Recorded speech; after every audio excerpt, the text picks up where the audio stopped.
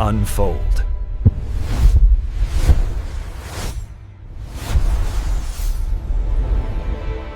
혹시 밤에 찍은 한반도 위성 사진 보신 적 있으세요? 아, 네네. 본 적 있죠. 휴전선을 경계로 북쪽은 정말 칠흑같이 어두운데 네. 남쪽은 무슨 거대한 생명체처럼 빛으로 활활 타오르고 있잖아요. 맞아요. 그 대비가 엄청나죠? 오늘 우리가 함께 살펴볼 자료가 바로 그 풍경을 보면서 아주 강렬한 질문을 던집니다. 저 빛이 과연 성공의 상징일까? 아니면 우리 사회 전체가 잠을 도둑맞고 있는 일종의 신경생물학적 조난 신호는 아닐까 하고요. 표현이 굉장히 강렬하네요. 조난 신호라? 네, 당신이 보내주신 사라진 밤, 한국인은 왜 잠들지 못하는가라는 심층 분석 자료를 바탕으로 대한민국의 이 수면 파산 상태를 한번 제대로 파헤쳐 보려고 합니다. 이게 정말 단순히 어젯밤에 잠 좀 살쳤다.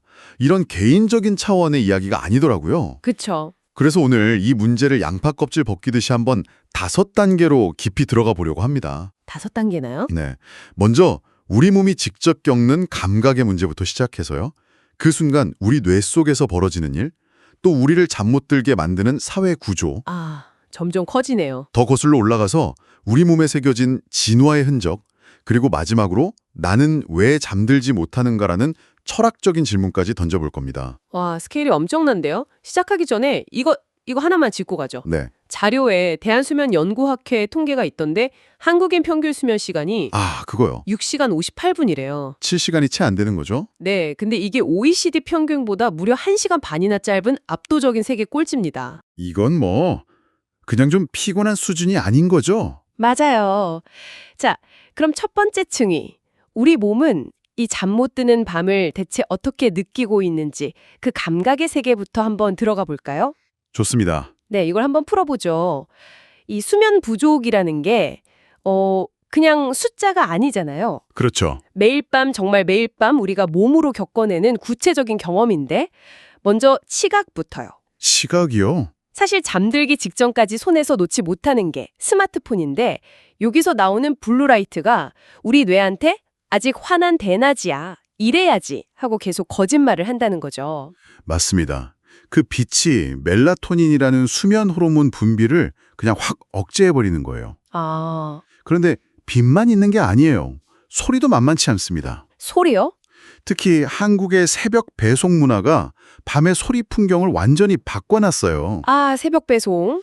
가장 깊은 잠에 빠져야 할 새벽 2시에서 4시 사이 윙 하고 울리는 그 택배 트럭 후진 소리나 부르릉거리는 배달 오토바이 소리, 네네. 이런 소리들이 우리 뇌의 경계 시스템을 계속 자극하는 거죠. 무슨 일이지? 하고요. 진짜 역설적이네요. 그 소음을 막으려고 또 다른 소리, 그러니까 ASMR이나 백색 소음을 이어폰으로 들으면서 자잖아요. 맞아요. 결국 소음 때문에 또 다른 소리를 돈 내고 소비하고 있는 셈이네요. 그렇죠. 그런데 외부 자극이 없어도 이 몸 안에서 느껴지는 감각도 심각합니다. 몸 안에서요? 아침에 일어났을 때 개운하다가 아니라 누가 나를 밤새 때렸나 싶은 그런 통증 느껴보신 적 있죠? 아, 너무 잘 알죠. 어깨랑 목이 그냥 돌덩이 같은 느낌. 잠을 제대로 못 자면 근육이 충분히 이완될 시간을 갖지 못해서 그렇습니다. 졸음과 피로는 완전히 다른 개념인데 우리는 만성적으로 피로, 즉 신체 기능이 무너지기 직전 상태에 놓여 있는 거고요. 자료에 나온 묘사가 정말 와닿았어요. 카페인으로 억지로 정신을 깨운 상태를 기름칠 안 한 톱니바퀴가 삐걱거리면서 억지로 돌아가는 느낌이라고 표현했던데 정말 공감되더라고요. 맞아요. 그 삐걱거리는 느낌. 네. 근데 잠을 극단적으로 안 자면 이제 현실 감각 자체가 무너집니다. 현실 감각이요? 1959년에 피터 트립이라는 라디오 DJ가 201시간, 그러니까 8대 넘게 잠 안 자기 실험을 했어요. 8일이요? 와. 5일째부터 자기 구도에서 거미가 기어나온다거나 설악에서 불길이 치솟는 그런 환각을 봤습니다. 헐. 그래서 뇌파를 찍어봤더니 분명히 깨어있는데도 꿈꿀 때 나오는 뇌파, REM 뇌파가 동시에 나타났어요. 말 그대로 깨어있는 채로 꿈을 꾼 거죠. 잠깐만요. 그거 좀 무서운데요? 그럼 우리가 너무 피곤할 때 느끼는 그 멍하고 비현실적인 느낌도 있잖아요. 네네. 혹시 그런 현상의 아주 희미한 버전일 수도 있다는 건가요? 뇌가 현실이랑 꿈을 조금씩 헷갈리기 시작하는. 정확합니다. 만성 수면 부족이 우리 감각의 경계를 바로 그렇게 흐리게 만들 수 있다는 아주 중요한 신호죠. 와, 그럼 우리 몸이 이렇게 고통받는 동안 진짜 핵심인 뇌에서는 대체 무슨 일이 벌어지고 있는 걸까요? 잠이 그냥 쉬는 게 아니라고 하셨잖아요. 네, 여기가 정말 중요합니다.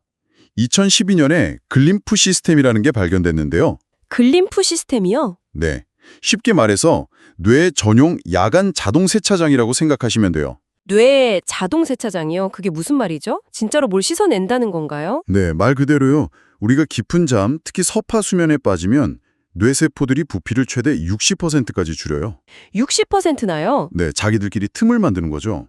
그럼 그 틈으로 뇌 척수액이 쏴 하고 하르면서 낮 동안 뇌가 활동하고 남긴 온갖 찌꺼기들, 그러니까 독성 폐기물들을 청소하는 거예요. 와, 알츠하이머의 원인으로 지목되는 베타아밀로이드 같은 단백질 덩어리들이 바로 이때 씻겨나갑니다. 세상에. 그럼 수면 시간이 절대적으로 부족한 우리는 매일 밤 그 세차를 끝까지 마치지 못하고 그냥 출근하는 거네요. 그렇죠. 내 쓰레기를 조금씩 남겨둔 채로요. 와, 생각만 해도 끔찍한데요? 그러니 아침마다 커피를 찾을 수밖에요. 네, 그러니 커피를 들이볼 수밖에 없는데. 바로 그 커피가 아데노신이라는 물질과 관련이 깊습니다. 아데노신. 아데노신을 뇌의 피로먼지라고 생각하시면 이해가 쉬워요.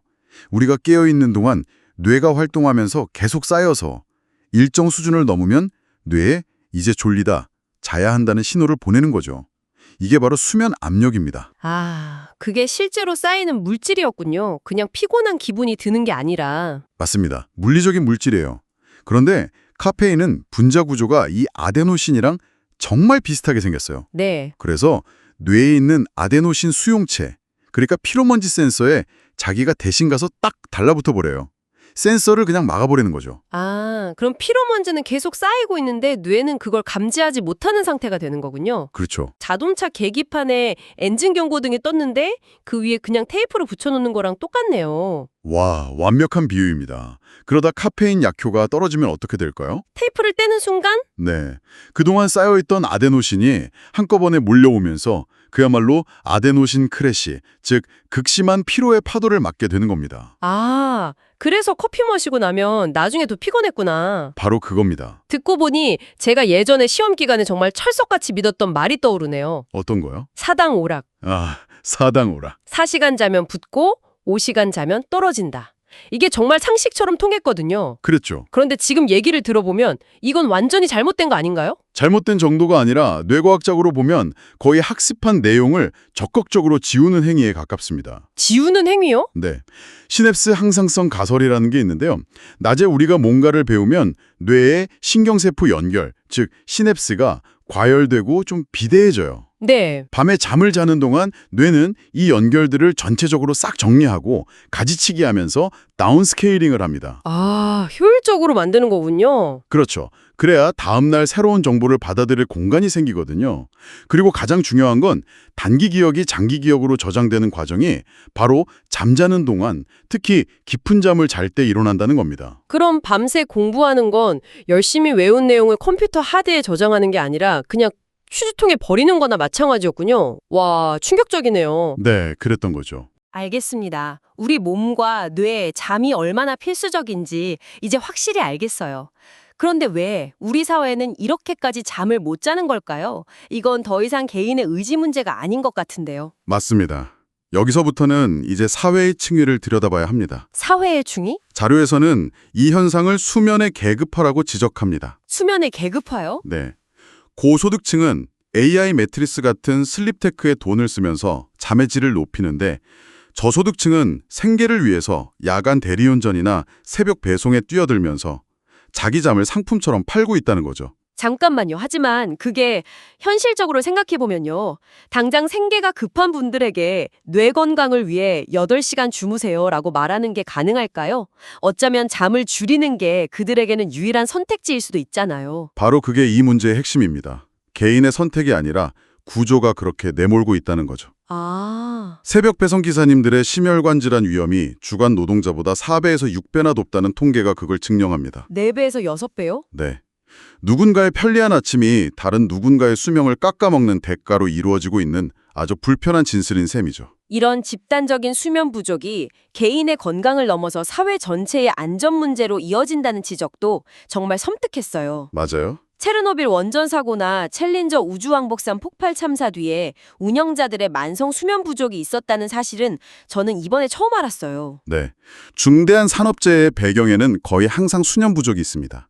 잠 못 자고 운전하는 사람이 도로 위에 있는 건 사실상 우리 모두를 위협하는 시한폭탄과 같다는 지적이 결코 과장이 아닌 거죠. 그러네요. 근본적으로는 잠은 죽어서나 자는 거야 라면서 잠을 줄이는 걸 무슨 성실함이나 노력의 증거로 여기는 문화가 우리 사회에 너무 깊이 뿌리내려 있는 것 같아요. 맞습니다. 그게 문제죠. 듣다 보니까 이런 생각도 드네요.